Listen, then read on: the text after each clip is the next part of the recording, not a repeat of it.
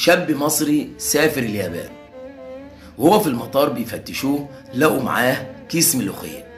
أخدوا كيس الملوخية وحللوه، عجبتهم الملوخية جدا والقيمة بتاعتها. قالوا له هنديلك أحدث حاجة عندنا في اليابان، وادوله أحدث عربية وأحدث طراز لسنة 23. كلم أصحابه في مصر وحكى لهم القصة. في واحد صديقه كان مسافر برضه اليابان، أخد معاه حبة البركة. هو مسافر برضه في المطار، أخدوا منه حبة البركة وحللوها وعجبتهم جدا. قالوا له هنعطيك أحسن حاجة عندنا في اليابان، وادوا له إيه؟